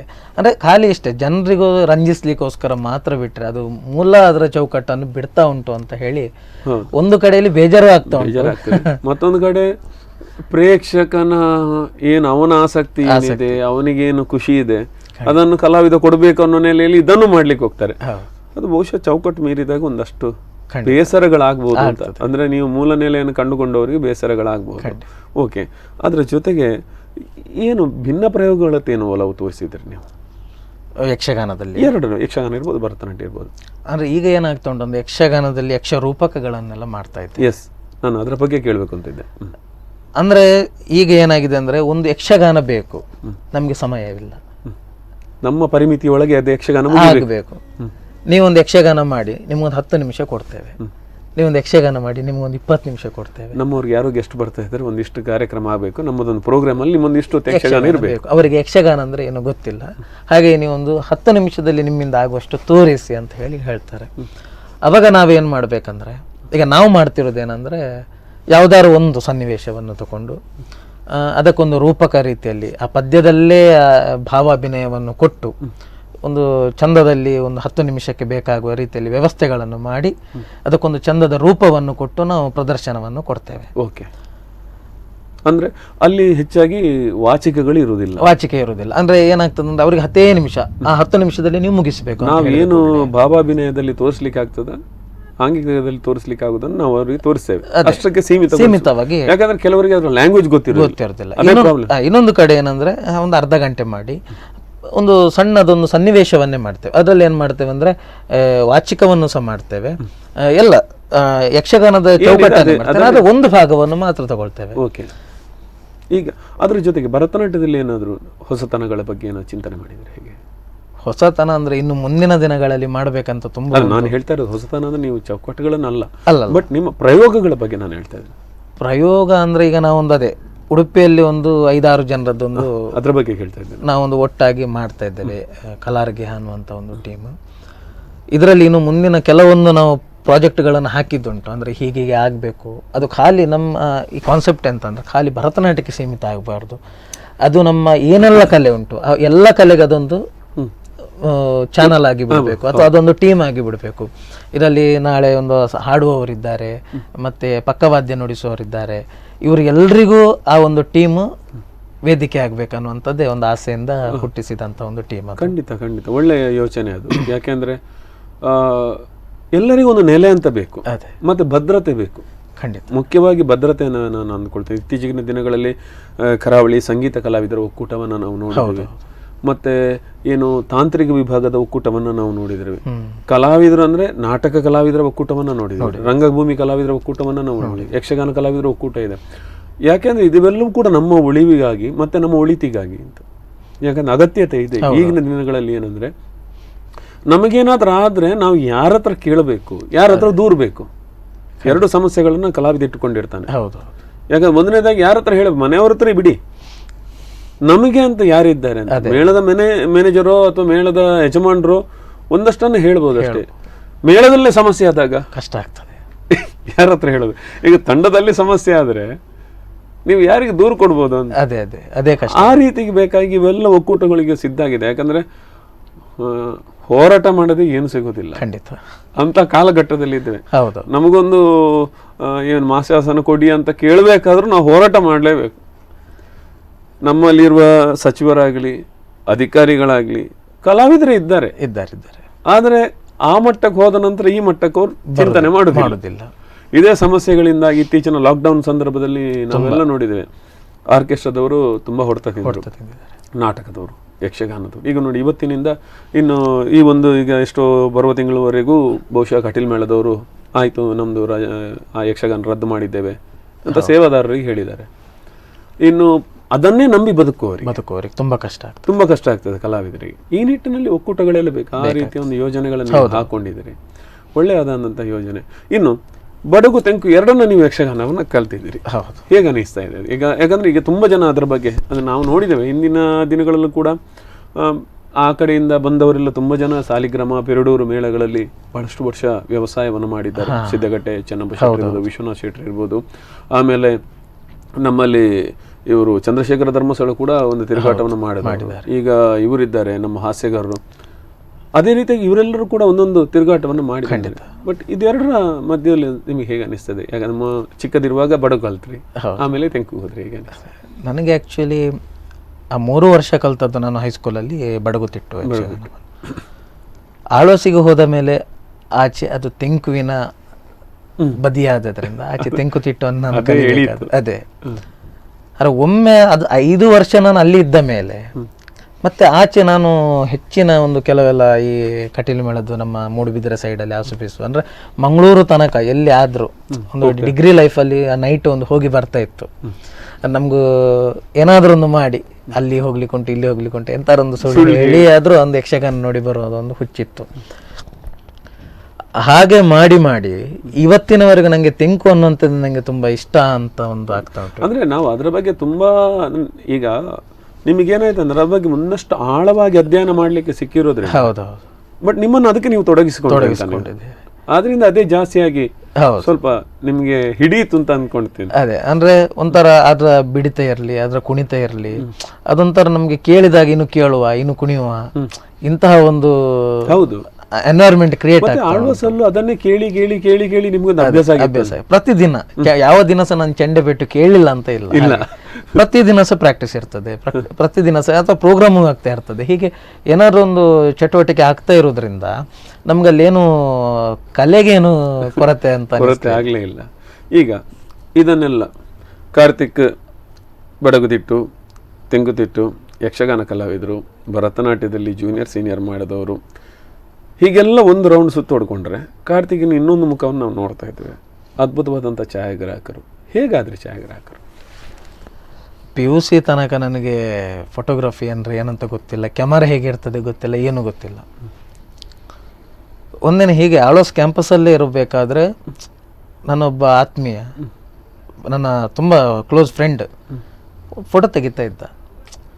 ಫೋಟೋ ತೆಗೆದ ಒಂದು 2 ದಿನದಲ್ಲಿ ಅಪ್ಲೋಡ್ ಮಾಡ್ತಾ ಇದ್ದ. ಏನೋ ಒಂದು ಇದ್ದ ಫೋಟೋವನ್ನು ಏನೋ ಒಂದು ಎಕ್ಸ್ಟ್ರಾರ್ಡಿನರಿ ಆಗಿ ತೆಗಿತಿದ್ದ. ನನಗನ್ಸಿತು, ನಾನು ಇದು ಒಂದು ಕಲೆ, ಆ ಒಂದು ಜೀವ ಇಲ್ಲದಕ್ಕೆ ಜೀವ ಕೊಡ್ಲಿಕ್ಕೆ ಒಂದು ಮಾಧ್ಯಮ ಆಯಿತು ಅಂತ. ಏನು ಮಾಡಿದೆ ಅಂದರೆ ನಾನು ಅವತ್ತೇ ಡಿಸೈಡ್ ಮಾಡ್ಕೊಂಡೆ, ನಾನು ಆಳ್ವಾಸಲ್ಲಿ ಜರ್ನಲಿಸಮನ್ನೇ ತಗೋಬೇಕು. ಅಂದರೆ ಜರ್ನಲಿಸಮಿಗೆ ಹೋದ ಕೂಡಲೇ ನನಗೆ ಅದಕ್ಕೆ ಬೇಕಾದಂಥ ಒಂದು ಎಲ್ಲ ಅವಕಾಶಗಳು ಸಿಗ್ತದೆ ಅಂತ. ಅದೇ ದಿನ ಅಮ್ಮನಿಗೆ ಫೋನ್ ಮಾಡಿದೆ, ಅಮ್ಮ ನನಗೆ ಒಂದು ಕ್ಯಾಮರಾ ತೆಗೆಸಿ ಕೊಡಬೇಕು ನೀನು.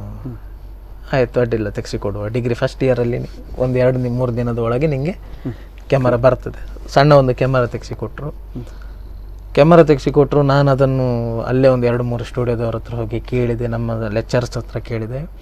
ಹೀಗೆ ಕೇಳಿ ಸಾಧಾರಣ ಒಂದು 6-7 ತಿಂಗಳು ನನಗೆ ಸಾಧಾರಣ ಕ್ಯಾಮರಾದ ಸೆಟ್ಟಿಂಗ್ ಅಂತ, ಕ್ಯಾಮರಾ ವರ್ಕಿಂಗ್ ಹೇಗೆ, ಇದರ ಮೇಲೆ ನನಗೆ ಕಾನ್ಸಂಟ್ರೇಷನ್, ಅಂದರೆ ಖುಷಿ ಆಗ್ತಾ ಬಂತು, ಆಟ ಆಡುವ ಆಸಕ್ತಿ ಬಂತು.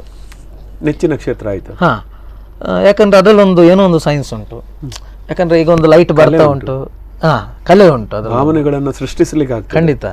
ಆಮೇಲೆ ವರ್ಣ ಸಂಯೋಜನೆ ಇದೆ, ಎಲ್ಲ ಉಂಟು ಅದರಲ್ಲಿ. ನಮ್ಗೆ ಏನು ಇದುವರೆಗೆ ಕಲ್ತಿದ್ದೇವೆ ಅದು ಅದರಲ್ಲಿ ಅಪ್ಲೈ ಮಾಡ್ಲಿಕ್ಕೆ. ಬಣ್ಣಗಾರಿಕೆ ಇಷ್ಟು ಸಮಯ ಏನ್ ಮಾಡ್ತಿದ್ದೆವು, ಯಾವುದು ಕಲರ್ ಕಾಂಬಿನೇಷನ್ಗಳು ಅವೆಲ್ಲವೂ ಕೂಡ ಅದರಲ್ಲಿ. ಈಗ ನಾನು ವೇದಿಕೆಯಲ್ಲಿ ಕುಣಿತಾ ಇದ್ರೆ ನನ್ಗನ್ಸುದು ಈ ಫೋಟೋವನ್ನು ಹೇಗೆ ತೆಗಿತಾರೆ, ಬಟ್ ನನ್ಗೆ ಅದನ್ನೇ ನಾನೇ ಒಂದು ಫೋಟೋಗ್ರಫಿ ಕ್ಯಾಮರಾ ಹಿಡ್ಕೊಂಡು ಹೋಗಿ ನಾನು ಅದ್ರ ಪ್ರಯೋಗ ಮಾಡುವ ಟೈಮಿಂಗ್ಸ್ ಗೊತ್ತಿದೆ, ನಿಮಗೆ ಟೈಮಿಂಗ್ಸ್ ಗೊತ್ತಿದೆ, ಇದು ಯಾವಾಗ ಇದೇ ಬರ್ತದೆ ಅಂತ. ಅವಾಗ ನಮ್ಗೊಂದು ಅವಕಾಶಗಳು, ಅಂದ್ರೆ ಆ ತೆಗೆದ ಫೋಟೋಗಳು ಸಾಧಾರಣ ಮಟ್ಟಿಗೆ ನಂಗೆ ಖುಷಿ ಕೊಡ್ತಾ ಬಂತು.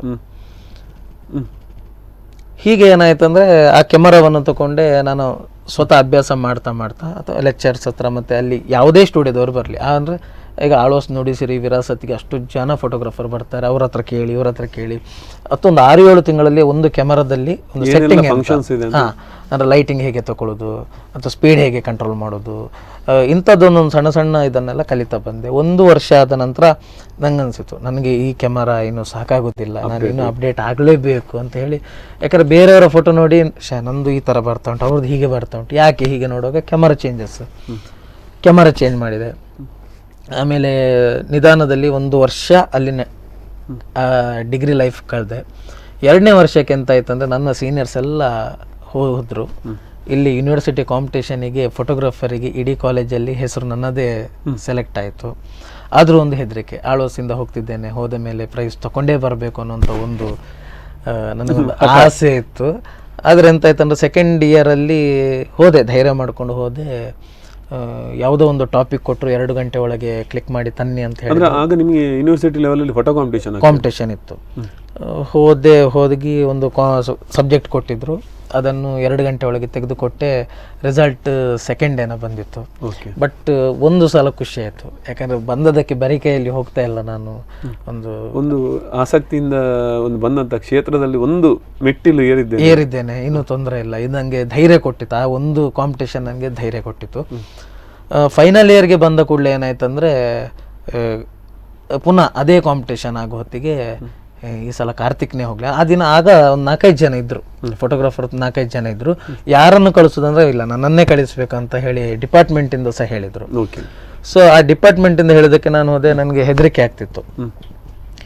ಹೋಗಿ ಆ 2 ಗಂಟೆಯಲ್ಲಿ ತೆಗೆದುಕೊಟ್ಟೆ. ಆ ದಿನದ ರಿಸಲ್ಟ್ ಫಸ್ಟ್ ಆಗಿ ಬಂದಿತ್ತು. ನನಗೆ ತುಂಬ ಖುಷಿ ಆಯ್ತು. ಯಾಕಂದ್ರೆ ಒಂದು ಸಂಸ್ಥೆಯಿಂದ ನಾನು ಪಾರ್ಟಿಸಿಪೇಟ್ ಮಾಡಿ ಆ ಸಂಸ್ಥೆಗೆ ಒಂದು ಫಸ್ಟ್ ಹೋಗಿ ಕೊಡುವಾಗ. ಯಾವ ಸಬ್ಜೆಕ್ಟ್ ಇತ್ತು ಅವತ್ತು? ಆ ಸಬ್ಜೆಕ್ಟ್ ಇದ್ದದ್ದು ಇಲ್ಲಿ ನಮ್ಮದು ಕಲ್ಯಾಣಪುರದಲ್ಲ ಅದದ್ದು, ಬ್ಯೂಟಿ ಆಫ್ ಕಲ್ಯಾಣಪುರ ಅನ್ನುವಂಥ ಒಂದು ಕಾನ್ಸೆಪ್ಟನ್ನು ಕೊಟ್ಟಿದ್ರು. ಅದು ಸಹ 2 ಗಂಟೆ ಟೈಮಲ್ಲಿ ಕ್ಲಿಕ್ ಮಾಡಲಿಕ್ಕೆ ಆಪ್ಷನ್ ಇದ್ದದ್ದು.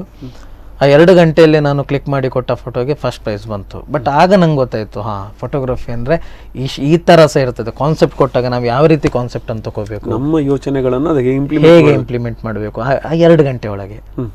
ಈಗ ಹೇಳ್ತಾರೆ ಏನಾಯ್ತು ಅಂದರೆ ನನಗೆ ಅದು ಸೆಕೆಂಡ್ ಬಂದ ಪ್ರೈಸ್ ಇದ್ದು ಮಂಗಳೂರು ಸಿಟಿಯಲ್ಲಿ ನಿಂತುಕೊಂಡು ಬ್ಯೂಟಿ ಆಫ್ ನೇಚರನ್ನು ಕೊಟ್ಟಾಗ ನಾವು ಬಂದ ಕಷ್ಟ. ಯಾಕಂದ್ರೆ ಮಂಗಳೂರು ಸಿಟಿಯಲ್ಲಿ ನಿಂತುಕೊಂಡು ನಮಗೆ ಬ್ಯೂಟಿ ಆಫ್ ನೇಚರ್ ಎಲ್ಲಿ ಕಾಣ್ತದೆ? ಇದು ಸಂತೆಗಟ್ಟೆ ಅದು ಮಿಲಾಗ್ರಿಸ್ ಕಾಲೇಜಲ್ಲಿ ಇದ್ದುಕೊಂಡು ನಮಗೆ ಬ್ಯೂಟಿ ಆಫ್ ಕಲ್ಯಾಣಪುರವನ್ನು ತೋರಿಸಿ 2 ಗಂಟೆಯಲ್ಲಿ ಅಂತ ಹೇಳಿದ ಕೂಡಲೇ ಆ ಕಲ್ಯಾಣಪುರದ ಬಗ್ಗೆ ಗೊತ್ತಿದ್ರೆ ಮಾತ್ರ ಅಲ್ಲಿ ಏನಾದರೂ ಒಂದು ಬ್ಯೂಟಿಯನ್ನು ತೋರಿಸ್ಬೋದು. ಬಿಟ್ಟರೆ ಬಟ್ ಆ ಟೈಮ್ ಆ 2 ಗಂಟೆ ಟೈಮಲ್ಲಿ ನಾನು ಹೇಗೆ ತೋರಿಸ್ಬೇಕು ಅನ್ನೋಂಥದ್ದು ಆ ಟೈಮಲ್ಲಿ ನನಗೆ ಅರ್ಥ ಆಗ್ತಾ ಬಂತು. ಓಕೆ. ಅದಾದ ಮೇಲೆ ಏನಾಯ್ತಂದರೆ ಅದೇ ಫೈನಲ್ ಇಯರಲ್ಲಿ ಇರಬೇಕಾದ್ರೆ ಒಂದು ನ್ಯಾಷನಲ್ ಲೆವೆಲ್ ಇದ್ದು ಕಾಂಪಿಟೇಷನ್ ಇದೊಂದು ಸರ್ಕ್ಯುಲರ್ ಬಂತು ಕಾಲೇಜಿಗೆ. ಫೋನ್ ಬಂತು, ಕಾರ್ತಿಕ್ ಈ ಥರ ಡೈರೆಕ್ಟ್ ನ್ಯಾಷನಲ್ ಲೆವೆಲ್ ಇದ್ದು ಕಾಂಪಿಟೇಷನ್ ಆಗ್ತಾ ಉಂಟು, ವಾಯ್ಸ್ ಆಫ್ ದಿ ವಾಯ್ಸ್ಲೆಸ್ ಅಂತ ಹೇಳುವಂಥ ಒಂದು ಕಾನ್ಸೆಪ್ಟ್ ಕೊಟ್ಟಿದ್ದಾರೆ, ಇದರದಕ್ಕೊಂದು ಫೋಟೋ ತೆಗೆದು ಕೊಡಬೇಕು ಅಂತ. ಬಟ್ ನಂಗೆ ಆ ಕಾನ್ಸೆಪ್ಟ್ ಏನಂತ ನನಗೆ ಅರ್ಥ ಮಾಡ್ಕೊಳ್ಳಿಕ್ಕೆ ನಾನು 1 ತಿಂಗಳು ತೊಗೊಂಡಿದ್ದೇನೆ. ವಾಯ್ಸ್ ಆಫ್ ದಿ ವಾಯ್ಸ್ಲೆಸ್ ಯಾರ ಹತ್ರ ಕೇಳಿದ್ರು ಅದಕ್ಕೆ ಕರೆಕ್ಟ್ ಆದ ನನಗೆ ಮೀನಿಂಗನ್ನು ಯಾರು ಸಹ ಕೊಡಲಿಲ್ಲ. ಸೊ ಎಂತ ಮಾಡಿದೆ, ಇಂಗ್ಲೀಷ್ ಲೆಕ್ಚರ್ ಹತ್ರ ಹೋದೆ. Sir voice of the voiceless ಇದನ್ನು ನಾನು ಹೇಗೆ ತಗೋಬೇಕು? ಅವರೊಂದಿಷ್ಟು ಹೇಳಿದರು. ಬಟ್ ನನಗೆ ಅದೇನೋ ನನಗೆ ಸಮಾಧಾನ ಅಂತ ಅನ್ನಿಸ್ಲಿಲ್ಲ.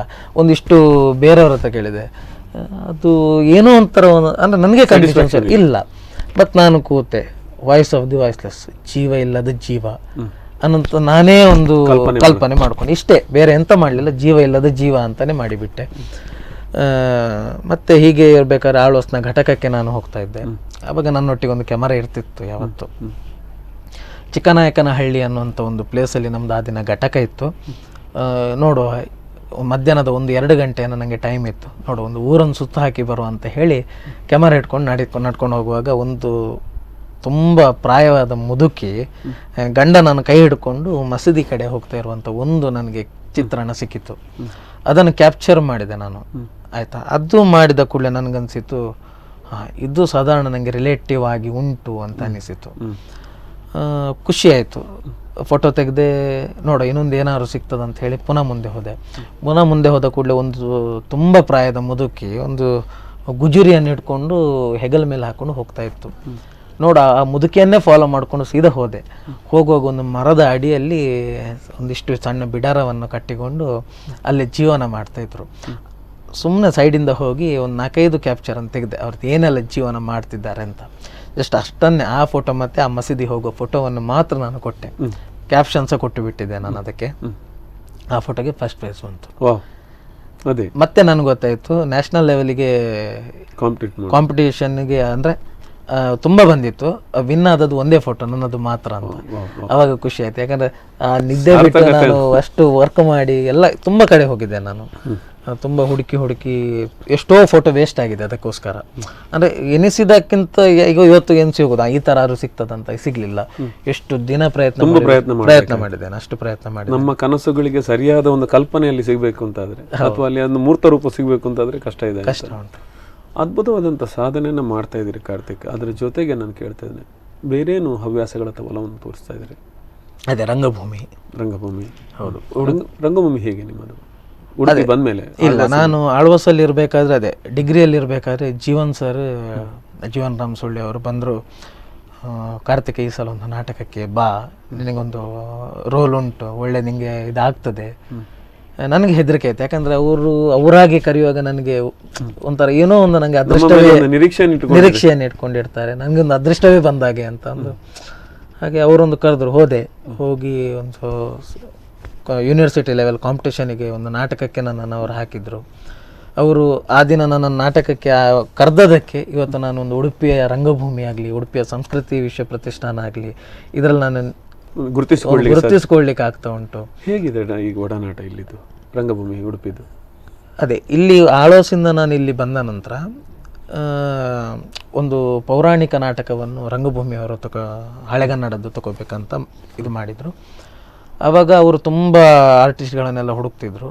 ಹೀಗೆ ನನ್ನ ಆತ್ಮೀಯರೊಬ್ಬರು ನೋಡಿ ಈ ಥರ ಆಗ್ತಾ ಉಂಟು, ಇವರು ಒಳ್ಳೆ ಆರ್ಟಿಸ್ಟ್ ಅಂತ ಹೀಗೆ ಪ್ರದೀಪ್ ಸರ್ ಅವ್ರ ಹತ್ರ ಒಂದು ಪರಿಚಯ ಮಾಡಿ ಕೊಟ್ಟಾಗ ನಮ್ಮ ಹೊಸ ನಾಟಕ ಆಗ್ತಾ ಉಂಟು ಬನ್ನಿ ಅಂತ ಹೇಳಿ ನನ್ನ ನಂಬರ್ ತೊಗೊಂಡು, ಮತ್ತು ನನ್ನ ಫ್ರೆಂಡಿದ ನಂಬರ್ ತೊಗೊಂಡು ನಮ್ಮನ್ನಲ್ಲಿ ಕರೆಸಿದ್ರು. ಅಲ್ಲಿ ಹೋದ ಕೂಡಲೇ ನಾವು ಅಂದರೆ ರಂಗಭೂಮಿ ಅನ್ನುವಂಥದ್ದು ದೊಡ್ಡ ಸಂಸ್ಥೆ, ಅಲ್ಲಿ ಹೋಗಿ ನಾವು ಅಲ್ಲಿಂದ ತುಂಬ ಕಲೀಲಿಕ್ಕೆ ಉಂಟು ಅಂತ ಹೇಳಿ ಅಲ್ಲಿ ಹಿರಿಯ ಕಲಾವಿದರೆಲ್ಲ ಇರ್ತಾರೆ, ಇವರೊಟ್ಟಿಗೆಲ್ಲ ಬೆರ್ಕೊಂಡು ಅಲ್ಲಿ ಕಲಿಯುವ ಅಂತ ಹೇಳಿ ನಾವು ಹೋದದ್ದು. ಆದರೆ ಅಲ್ಲಿ ಹೋದ ನಂತರ ನಮಗೆ ಅವರೊಟ್ಟಿಗೆ ನಾವು ಅವರದ್ದೇ ಲೆವೆಲ್ಗೆ ನಮ್ಮನ್ನು ಅವರು ತಂದು ನಿಲ್ಲಿಸಿದ್ರು. ಯಾಕಂದರೆ ಹೊಸ ನಾಟಕ ಆಗ್ತಾ ಉಂಟು, ನಮ್ಮನ್ನು ಅವರು ಕೀಳು ಭಾವನೆಯಿಂದ ನೋಡಲಿಲ್ಲ ಯಾರು ಸಹ. ಅವರೊಟ್ಟಿಗೆ ನಮ್ಮನ್ನು ಬೆಳೆಸಿದ್ರು, ಮತ್ತು ಆ ನಾಟಕದಲ್ಲಿ ಸಹ ಒಳ್ಳೆ ರೋಲನ್ನೇ ಕೊಟ್ಟಿದ್ರು. ಹಾಗಾಗಿ ನಮಗೆ ಒಂಥರ ಖುಷಿ, ರಂಗಭೂಮಿ ನಮ್ಮನ್ನು ಒಂದು ಗುರುತಿಸ್ಕೊಂಡಿತ್ತು, ನಮ್ಮ ಒಂದು ಕಲೆಗೆ ಒಂದು ಬೆಲೆ ಕೊಡ್ತಾ ಉಂಟು. ಆ ನಾಟಕದ ನಿರ್ದೇಶನವನ್ನು ಇವರು ಗಣೇಶ್ ಸರ್ ಮಂದಾರ್ತಿ ಅವರು ಮಾಡಿದ್ದು. ಅದ್ಭುತವಾದಂಥ ಒಂದು ನಾಟಕ ಬಂದಿದೆ, ಕಾಮ್ಯ ಕಲಾ ಪ್ರತಿಮಾ ಅಂತ ಹೇಳಿ. ಅದಾಗಿ ಈಗ ಸಂಸ್ಕೃತಿ ವಿಶ್ವ ಪ್ರತಿಷ್ಠಾನ ಅಂತ ಒಂದು ಉಡುಪಿಯಲ್ಲಿ ಹುಟ್ಟುಕೊಂಡಿದೆ. ಅಲ್ಲಿ ಸಹ ಹಾಗೆ ನಮಗೆ ಏನಾದರೂ ನಮ್ಮದೊಂದು ಸಣ್ಣ ಐಡಿಯಾ ಇದ್ರು ಸಹ ಸರ್ ಈ ಥರ ಮಾಡುವ ಅಂತ ಹೇಳಿದರೆ ಖಂಡಿತ ಮಾಡುವ, ನಿಮ್ಮದೆಂತ ಬೆಲೆ ಇದೆ. ಹಾಗಾಗಿ ನಮ್ಗೆ ಏನಾಗ್ತಾ ಉಂಟು, ನಮ್ಮ ಒಂದು ಏನು ಐಡಿಯಾ ಉಂಟು ಅದಕ್ಕೊಂದು ಸಪೋರ್ಟಿವ್ ಆಗಿ ಜೀವ ಕೊಡಲಿಕ್ಕೆ ಅವಕಾಶ ಈಗ ನಮ್ಗೆ ಉಡುಪಿಯಲ್ಲಿ ಬೇಕಾದಷ್ಟು ಸಿಗ್ತಾ ಉಂಟು ಅಂತ ಹೇಳೋದಕ್ಕೆ ಖುಷಿ ಆಗ್ತಾ ಉಂಟು. ಖಂಡಿತ. ನಮ್ಮ ಯಂಗ್ಸ್ಟರ್ಸ್ ಯಾವುದೋ ಒಂದು ಮೂಲೆಯಲ್ಲಿ ಇರ್ತಾರೆ, ಕಲೆಯಲ್ಲಿ ಆಸಕ್ತಿ ಇದೆ, ಅವ್ರು ಹೇಗೆ ಅದನ್ನು ಬೆಳೆಸಬೇಕು ಅಂತ ನೀವು ಹೇಳ್ತಾ ಇದ್ದೀರಿ? ಫಸ್ಟಿಗೆ ನಮ್ಮಲ್ಲಿ ಏನು ಕಲೆ ಉಂಟು ಅಥವಾ ನಾನು ಏನು ಮಾಡಬಲ್ಲೆ ಅಥವಾ ನನಗೆ ಏನಾದರೂ ಒಂದು ಆಸಕ್ತಿ ಉಂಟು ಅಂತ ಗೊತ್ತಾದ ಕೂಡಲೇ ಅದು ಉಡುಪಿಯಲ್ಲಿ ಯಾರಿದ್ದಾರೆ ಅವರೊಟ್ಟಿಗೆ ಹೋಗಿ ಒಂದು ಮಾತಾಡೋದು, ನನಗೆ ಈ ಥರ ಉಂಟು, ನಾನು ಹೇಗೆ ಇದನ್ನು ನಾನು ಇಂಪ್ಲಿಮೆಂಟ್ ಮಾಡಬೇಕು ಅಂತ ಒಂದು ಯಾರ ಹತ್ರ ಬಂದು ಕೇಳಿದ್ರು ಸಹ ಉಡುಪಿಯಲ್ಲಿ ಯಾರೂ ಆಗೋದಿಲ್ಲ ಅಂತ ಹೇಳೋದಿಲ್ಲ. ಈಗ ನಾನೊಂದು ಚಿತ್ರ ಮಾಡ್ತೇನಂತಾದರೆ, ನಾನೊಂದು ಡ್ಯಾನ್ಸ್ ಮಾಡಬೇಕಂತಾದರೆ ಉಡುಪಿಯಲ್ಲಿ ಬೇಕಾದಷ್ಟು ಸ್ಕೂಲ್ ಉಂಟು, ಹೇಳಿಕೊಡಲಿಕ್ಕೆ ಟೀಚರ್ಸ್ ಇದ್ದಾರೆ. ಹಾಗೆ ಏನು ಯಾರಿಗೆ ಎಂತ ಕಲಿಬೇಕು ಅಂತ ಆಸಕ್ತಿ ಉಂಟು ದಯವಿಟ್ಟು ಯಾವ ಹೊತ್ತಿಗೂ ನನ್ನ ಹತ್ರ ಬಂದು ಕೇಳಿದ್ರು ನಾನು ಅವರಿಗೂ ಗೈಡ್ ಮಾಡ್ತೇನೆ. ಅದಕ್ಕೆ ಸೂಕ್ತವಾದ ಗುರುಗಳು ಯಾರು ಅಂತ ನಾನು ಅವರಿಗೆ ಗೈಡ್ ಮಾಡ್ತೇನೆ. ಖಂಡಿತ. Thank you so much. ಇಷ್ಟು ಹೊತ್ತುಗಳ ಕಾಲ ನಮ್ಮ ಸ್ಟುಡಿಯೋಕ್ಕೆ ಬಂದ್ಕೊಂಡು ನಿಮ್ಮ ಒಳ್ಳೆಯ ಅನುಭವಗಳನ್ನು, ಯಾಕಂದರೆ ನಾವಿಲ್ಲಿ ಕಲಾ ಸಾಧಕರನ್ನು ಗುರುತಿಸೋದ್ರ ಜೊತೆಗೆ ಯಾರು ಒಂದು ಕಲಾಸಕ್ತರಿಗೆ ಮಾದರಿ ಆಗ್ತಾರೆ ಅವರನ್ನು ಕೂಡ ಗುರುತಿಸುವಂಥ ಕಾರ್ಯಕ್ರಮವನ್ನು ಮಾಡ್ತಾ ಇದ್ದೇವೆ. ಇದು ಕಲಾವಿದ ಸರಣಿ ಕಾರ್ಯಕ್ರಮ. ನಮಗೆ ಈ ಒಂದು ಕಲಾ ಕಾರ್ತಿಕ ಅನ್ನೋದು ಅದಕ್ಕೆ ಬೇಕಾಗಿ ಇಟ್ಕೊಂಡಿದೆ. ಯಾಕಂದರೆ ಬೇರೆ ಬೇರೆ ಕಲಾ ಪ್ರಕಾರಗಳು ನಿಮ್ಮನ್ನು ತೊಡಗಿಸ್ಕೊಂಡು ಎಳವೆಯಲ್ಲಿ ಅದ್ಭುತವಂತ ಸಾಧನೆ ಮಾಡಿದ್ರಿ. ಈ ಸಾಧನೆ ನಿರಂತರವಾಗಿರಲಿ, ಯಶಸ್ಸುಗಳು ನಿಮ್ಮನ್ನು ಬೆನ್ನತ್ತುಕೊಂಡು ಬರಲಿ, ಜೊತೆಗೆ ಇನ್ನಷ್ಟು ಒಳ್ಳೊಳ್ಳೆಯ ಕಾರ್ಯಕ್ರಮಗಳು, ಯೋಜನೆಗಳು ಎಲ್ಲವೂ ಕೂಡ ಸಾಕಾರಗೊಂಡು ಒಂದಷ್ಟು ಯುವ ಪ್ರತಿಭೆಗಳಿಗೆ ನೀವು ಮಾದರಿಯಾಗಿ, ಅದೇ ರೀತಿಯಾಗಿ ಇಷ್ಟು ನಮ್ಮ ಜೊತೆ ಬಂದ ಕಾರ್ಯಕ್ರಮ ಪಾಲ್ಗೊಂಡಿದ್ದಕ್ಕೆ ನಮ್ಮ ಸ್ಪಂದನ ವಾಹಿನಿ ಕಡೆಯಿಂದ ಮತ್ತು ವೀಕ್ಷಕರ ಕಡೆ ನಿಮಗೆ ಧನ್ಯವಾದವನ್ನು ಸಲ್ಲಿಸುತ್ತೇನೆ.